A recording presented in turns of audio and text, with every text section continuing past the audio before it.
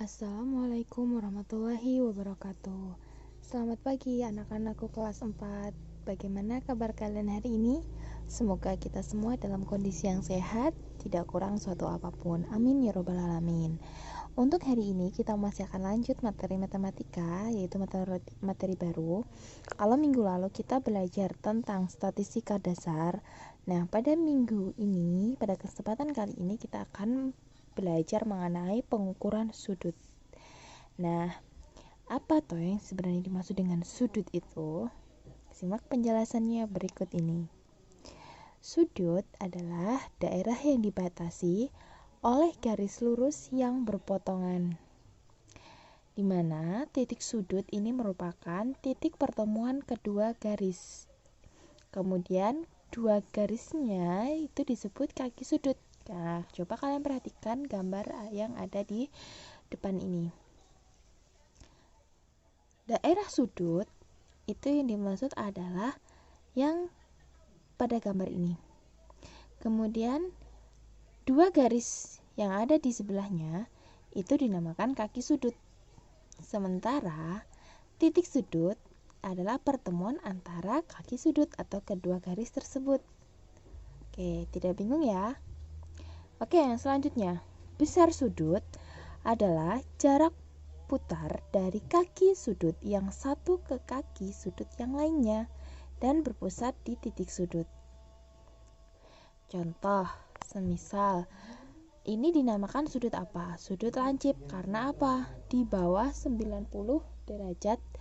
Kemudian, jika pada posisi seperti ini, pada posisi seperti ini dinamakan sudut siku-siku.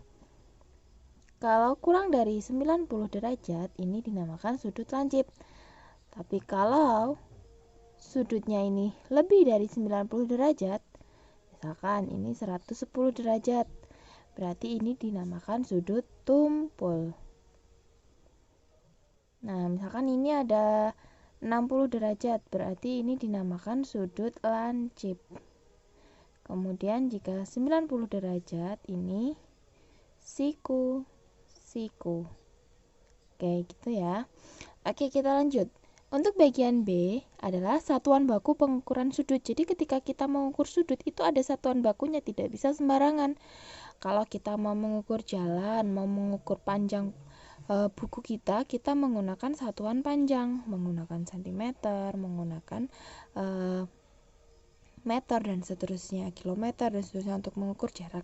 Nah, untuk mengukur sudut kita menggunakan satuan baku yang disebut derajat atau kita notasikan dengan seperti ini. Misal saya menuliskan 20 derajat, 10 derajat, 30 derajat, 15 derajat. Nah, seperti lingkaran ya, seperti 0 tapi ada di atas dan kecil. Nah, itu kita membacanya adalah derajat. Contoh di sini saya ambil adalah 90 derajat, 90 derajat, 120 derajat. Gitu ya. Tidak bingung ya. Kemudian, besar sudut yang dibentuk oleh satu putaran penuh itu adalah 360 derajat. Jadi, kalau dalam satu lingkaran penuh seperti ini ya. Nah, kalau seperti ini besar sudutnya adalah 360 derajat. Sementara kalau separuhnya, misalkan segini, ini anggap separuhnya ya. Kalau separuhnya di sini, ini adalah 180 derajat. Kemudian kalau hanya seperempatnya saja, misalkan ini seperempatnya yaitu berapa? 90 derajat. Contoh lagi ya, di sini saya notasikan misalkan seperti ini. Ini lingkaran besar ya. Lingkaran. Ketika lingkaran ini satu putaran ini adalah 360 derajat. Totalnya itu 360 derajat. Ketika ini saya bagi menjadi 2. Maaf, ini agak tidak lurus ya, tapi anggap saja ini lurus. Ketika saya bagi 2, bagian atas dan bawah berarti ini garis yang sejajar ini dari titik ini sampai dengan titik ini itu adalah 180 derajat. Lalu jika ini masih saya bagi lagi menjadi 4 bagian kan, 1, 2, 3, 4. Nah, ini kan seperempatnya misalkan ini yang saya arsir 1, berarti kan 1/4 nih.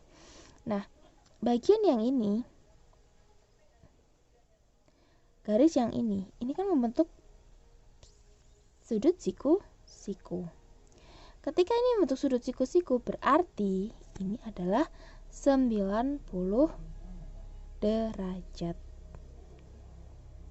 Gitu ya.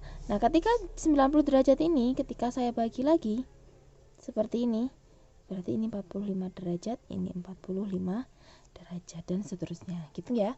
Oke, untuk yang terakhir yaitu adalah busur derajat. Ini maksud busur derajat adalah alat yang digunakan untuk mengukur besar sudut. Contohnya, kalian bisa mempersiapkannya ya. Kalian persiapkan dulu penggaris busur derajat. Biasanya ada di toko alat tulis atau di koperasi dekat rumah kalian bisa beli, atau mungkin kalian waktu kelas 3 atau kelas di bawahnya bisa sudah ada. Contohnya seperti ini. Nah, contohnya seperti ini ya. Ini hanya contoh saja, bisa kalian beli yang harganya lebih mahal ataupun yang lebih murah. Ini penggunaannya ada di video berikutnya yang akan saya jelaskan bagaimana cara kita menggunakan.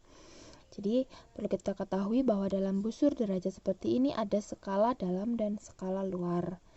Nah, kita harus tahu basic penggunaannya seperti apa. Nah, tugas untuk matematika hari ini adalah merangkum penjelasan Bu Yikti tadi dari pengukuran sudut yang saya jelaskan di video ini di buku tulis matematika kalian. Terus kalian foto lalu kirim ke WA Bu Yikti. Itu ya, semangat untuk belajarnya. Kita cukupkan sekian untuk pelajaran matematika hari ini. Salam sehat, semangat, dan selamat belajar. Assalamualaikum warahmatullahi wabarakatuh.